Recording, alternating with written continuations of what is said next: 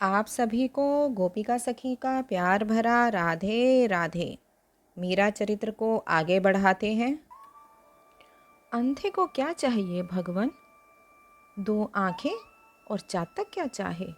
दो बूंद स्वाति जल। मेरे आराध्य की चर्चा कर मुझे शीतलता प्रदान करें। क्या प्रभु कभी इस सेविका को याद करते हैं? क्या कभी दर्शन देकर कृतार्थ करने की चर्चा भी करते हैं? आप तो उनके अतरंग सेवक जान पड़ते हैं, अतः आपको अवश्य ज्ञात होगा कि उनको कैसे प्रसन्नता प्राप्त होती है, उन्हें क्या रोचता है, कैसे जन उन्हें प्रिय हैं। उनका स्वरूप, आभूषण, वस्त्र, उनकी पहनियाँ, पादुकाएं, उनकी क्रियाएं, उनका हंसना बोलना, भोजन, क्या कहूँ, उससे संबंधित प्रत्येक चर्चा मुझे मधुरपई सी लगती है कि जिससे कभी पेट ना भरे। यह पिपासा कभी शांत नहीं होती। कृपया कर बस आप उनकी ही बात सुनाएं। देवी, आपका नाम लेकर मेरे स्वामी एकांत में ही विह्वल हो जाते हैं। उनके वे कमल पत्र से दो नयन भर जाते हैं। कभी कभी उनसे अश्रु मुक्ता भी ढलक पड़ती है।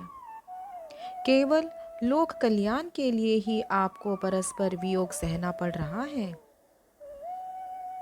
मैं तो कोई लोक कल्याण नहीं करती योगीराज। मुझे तो अपनी ही व्यथा से अवकाश नहीं है। औरों का भला मैं क्या कर पाऊंगी? यति ने मधुर स्वर में कहा, आप नहीं जानती, पर आपकी इस देह से भक्ति भाव परमाणु विकिरण होते हैं। वे ही कल्याण करते हैं। जो आपके पास आते हैं, आपका दर्शन करते हैं, सेवा करते हैं, संभाषण करते हैं, उन सब का कल्याण निश्चित है। आप जिस स्थान का स्पर्श करती हैं, जहाँ थोड़ी देर के लिए भी निवास किया है, वह स्थान इतना पवित्र हो जाता है कि इसके स्पर्श मात्र से ही लोगों में भागवत स्मृति जागृत हो जाएगी। मीरा ने उन प्रशंसापूर्ण शब्दों पर ध्यान न देते हुए सहज जिज्ञासा से यति से पूछा, कोई ऐसा दिन आएगा कि प्रभु मुझे दर्शन देने पधारेंगे? कहते ही मीरा का गला भर आया और रूंधे हुए कंठ से बोली, मैं अपने विवाह के समय का उनका वह रूप भूल नहीं पाती। उसके बाद तो केवल एक बार ही दर्शन पा सकी। सारी आयु रोते कलपते ही बीत गई महाराज। कहने के साथ ही नेत्रों से आंसुओं की झरी लग गई। क्या कहूँ, विधाता की गति जानी नहीं जाती। विधाता ने हिरण को इतने दीर्घ सुंदर कजरारे नेत्र तो दिए, लेकिन उनका उस वन में क्या प्रयोजन। बगले का श्वेत उज्जवल वर्ण होता है तो उसकी कंठ ध्वनि विचित्र सी होती है, और कोयल चाहे काली होती है पर उसका कंठ कितना मधुर होता है। इसी तरह नदी का जल मीठा और निर्मल रहता है तो समुद्र का जल विस्तृत पर खारा होता है। यह तो प्रारब्ध के खेल हैं कि किसके भाग्य में क्या आता है। कहीं तो मूर्ख को भी इतना सम्मान और यश मिलता है और कहीं विद्वान को हाथ फैलाना पड़ता है। इसी तरह महाराज, मेरी भक्ति कीर्ति का मेरे लिए उसका क्या प्रयोजन, जब मेरे प्रभु ने ही अभी मेरी भक्ति को स्वीकार नहीं किया। जोगी मीरा को द्वारकाधीश का संदेश देते हुए कहने लगा, क्या कहूँ देवी, आपको देखकर ही स्वामी की आकुलता समझ में आती है। आप तो उनके हृदय में विराजती हैं। आप चिंता त्याग दें। प्रभु आपको अपनाने शीघ्र ही पधारेंगे और फिर उनसे कभी वियोग नहीं होगा। मुझे उन्होंने आपके लिए यही संदेश देकर भेजा है। योगीराज ने मीरा को सांत्वना देते हुए कहा। मीरा प्रभु का स्नेह से परिपूर्ण संदेश सुन हर्ष से विह्वल हो उठी। कितने ही दिनों के बाद वह प्रसन्नता से पाँव में नूपुर बांधकर करताल ले नृत्य करने लगी। यति और दासियां मीरा को यूं प्रसन्न देख आनंदित हुए। जब जब यति जाने की इच्छा प्रकट करता तो मीरा चरण पकड़कर रोक लेती। कुछ दिन और मेरे प्यासे कर्णों में प्रभु की वार्ता रस सुधा चिंतन की कृपा करें। और मीरा के अश्रु भीगे आग्रह से बंधकर योगी भी ठहर जाते। मीरा ने एक बार भी उनसे उनका नाम, गांव या काम नहीं पूछा। केवल बारंबार प्रभु के रूप गुणों की चर्चा सुनाने का अनुरोध करती, जिसकी एक एक सुधा बूंद शुष्क भूमि सा प्यासा उसका हृदय सोख जाता। वह बार बार पूछती, कभी प्रभु अपने मुखारविंद से मेरा नाम लेते हैं? कभी उनके रसपूर्ण प्रवाल अधरों पर मुझ विरहिणी का नाम भी आता है? वे मुझे किस नाम से याद करते हैं योगी राज? सबकी तरह मीरा ही कहते हैं कि देवी, वे आपको मीरा कहकर ही स्मरण करते हैं। जैसे आप उनकी चर्चा करते नहीं थकती, वैसे ही कभी कभी तो हमें लगता है कि प्रभु को आपकी चर्चा करने का व्यसन हो गया है। वे जैसे ही अपने अंतरंग जनों के बीच एकांत में होते हैं, आपकी बात आरंभ कर देते हैं। देवी, वैदर्भी ने तो कई बार आग्रह किया आपको बुला लेने के लिए अथवा प्रभु को स्वयं पधारने के लिए। सच कहते हैं भगवान, प्रभु के पाटल वर्ण उन सुकोमल अधरों पर दासी का नाम आया? कहकर जैसे वे स्वयं प्रभु हों, धीरे से अपने नाम का उच्चारण करती, मीरा। मीरा फिर कहती, भाग्यवान अक्षरों, तुम धन्य हो। तुमने मेरे प्राण धन के होठों का स्पर्श पाया है, स्पर्श पाया है उनकी मुख वायु का। कहो तो किस तपस्या से, किस पुण्य बल से तुमने यह अचिंत्य सौभाग्य पाया? ओ भाग्यवान वर्णों, वह राजहंस समधवल श्वेत 5 जन्य ही जानता है उन अधरों का रस। इसलिए तो मुखर पंचजन्य उस सुधा मधुरिमा का जय घोष करता रहता है यदा कदा। वह हंसकर कहती और नेत्र बंद कर मुग्धा सी धीरे धीरे अपना ही नाम उच्चारण करने लगती। मीरा का वह भावमगन दशा देखकर योगी उसके चरण रज पर मस्तक रख देते। उनकी आंखों से निकले आंसुओं से वह स्थान भीग जाता। वह दिन आ गया जब योगी ने जाने का निश्चय कर अपना झोली डंडा उठाया। मीरा ने उन्हें रोकते हुए व्याकुल हो उठी। आपके पधारने से मुझे बहुत शांति मिली योगी राज। अब आप भी जाने को कहते हैं, तब प्राणों को कैसे शीतलता दे पाऊंगी? आप ना जाएं प्रभु, ना जाएं। एक क्षण में ही मानो जैसे आकाश में विद्युत दमकी हो। ऐसे ही योगी के स्थान पर द्वारकाधीश हंसते खड़े दिखलाई दिए और दूसरे ही क्षण आलोक। मीरा व्याकुल हो उठी। मीरा रात दिन व्याकुल होकर सोचती, कितने ही दिन प्रभु के साथ रही, पर मैं अभागिन उन्हें पहचान नहीं पाई। उन्हें योगी समझकर दूर दूर ही रही। अच्छे से उनके चरणों में शीश भी नहीं नवाया। हे ठाकुर, करुणा भी करने आए थे तो वह भी छल से। अगर स्वयं को प्रकट कर देते तो प्रभु आपकी करुणा में कुछ कमी हो जाती। वह रोते रोते निहोरा देने लगी। फिर मीरा के भाव ने करवट बदली और स्वयं की प्रीति में ही कमी पाकर बोली, हाँ, कहते हैं कि सच्चा प्रेम तो अंधेरी रात में 100 पर्दों के पीछे भी अपने प्रेमास्पद को पहचान लेता है। पर मुझ अभागिन में प्रेम होता तो उन्हें पहचानती ना। मुझ में प्रेम पाते तो वह योगी होने का नाटक क्यों करते? अब मैं क्या करूं? उन्हें कैसे पाऊं? क्या योगी भी एक स्थान पर अधिक देर तक कभी रुक कर किसी के अपने हो पाए हैं? पूर्णिमा की उज्ज्वल रात्रि है। समुद्र के ज्वार को उमड़ते हुए देख मीरा उससे बातें करने लगी। हे सागर, तेरी दशा भी मुझ जैसी ही है। तो कितना भी उमड़े, उताल लहरें ले, किंतु चंद्र तक की दूरी तय करना तेरे बस की बात नहीं। इसी तरह मेरे भी प्राणनाथ मुझसे दूर जा बसे हैं। मैं गुणहीन उन्हें कैसे रिझाऊं? पता नहीं वह धाम कहाँ है जहाँ मेरे प्रभु विराजते हैं।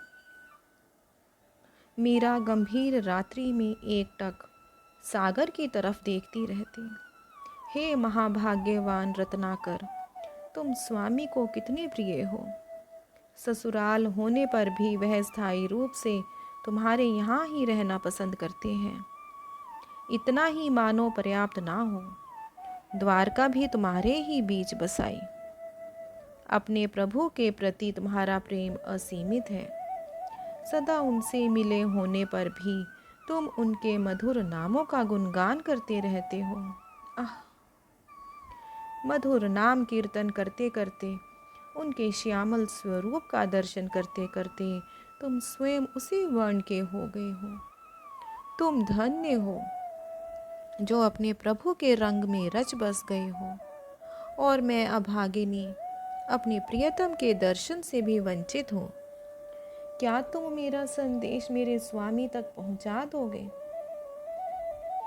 उनसे कहना कि एक दिन एक सुंदर सुकुमार किशोर, एक दिन जरीदार केसरिया वस्त्रों से सुशोभित अपने श्याम कर्ण अश्व पर सवार होकर मेरे पिता के द्वार पर आया था। मंडप में बैठकर मेरे पिता ने उसके हाथ में मेरा कन्यादान किया।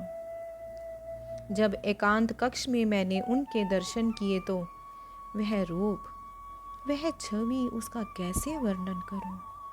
हे सागर, तुम्हारी तो फिर भी कोई सीमा, कोई था होगी, पर उनके रूप माधुर्य को किसी परिधि, किसी उपमा में नहीं बांधा जा सकता। क्या तुमने उनकी वे रत्नारी अखियां देखी हैं? क्या कभी उस अणियारी चितवन के तुमने दर्शन किए हैं? क्या कहा? उसी चितवन से ही घायल होकर रात्रि पर्यंत हाहाकार करते हो?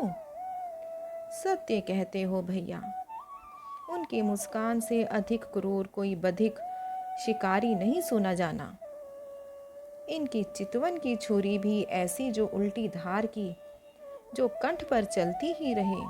छटपटाते युग बीत जाए पर ना बलि पशु मरे और ना छुरी रुके। कहो तो यह कैसा व्यापार है? हाँ, तो मैं तुम्हें बता रही थी कि मैं तो अभी उस रूप माधुरी की मात्र झांकी ही कर पाई थी कि मुझे अथाह वियोग में ढकेल मेरे प्रियतम, मेरे हथलेवे का चिन्ह, मेरी मांग का सिंदूर सब न जाने कहाँ अंतर्हित हो गए। हे रत्नाकर, तुम उनसे कहना मैं तब से उस चितचोर की राह देख रही हूँ। मेरा वह किशोर सुंदर शरीर आयु के प्रहार से जर्जर हो गया है। मेरे घुटनों तक लंबे केश सफ़ेद हो गए हैं, किंतु आज भी मेरा मन उसी भोली किशोरी की भांति अपने पति से मिलने की आशा संजोए बैठा है। तुम उनसे कहना कि यह विषम विरह तो कभी का इस देह को जलाकर राख कर देता, किंतु दर्शन की आशा रूपी बरखा नेत्रों से झरकर उस विरह अग्नि को शीतल कर देती रही। तुम उन द्वारकाधीश मयूर मुकुटी से पूछना, तुमने कहीं उस निष्ठुर पुरुष को कहीं देखा है? उसकी विरहनी की आंखें पथ जोहते जोहते धुंधलाने लगी हैं। देह जर्जर हो गई है। आशा की डोर ने ही अब तो श्वासों को बांध रखा है, पर अब यह वियोग और नहीं सहा जाता। द्वारका में मीरा को सागर तट पर बैठे रहना, उससे अपने हृदय की बातें करना बहुत भाता था। वह घंटों तक समुद्र की लहरों को अपलक निहारा करती। कभी उसे लगता कि समुद्र के बीचों बीच द्वारिका ऊपर उठ रही है।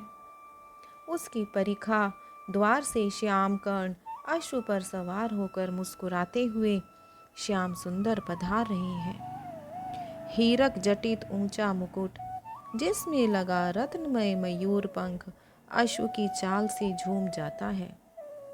गले में विविध रत्नहारों के साथ वैजंती पुष्पमाल, कमर में बंधा नंदक खड़क, कमर बंद की झोली से झांकता पांचजन्य शंख, घुंघराली काली अलकावली से आंख मिचोनी खेलते मकराकृत कुंडल, बाहों में जड़ाऊ भुजबंद और करों में रत्न कंकण, केसरिया अंग रखा और वैसी ही धोती, वैसा ही जरीदार गुथे हुए मुक्ता का रेशमी दुपट्टा जो वायु वेग से पीछे की ओर फहरा रहा है।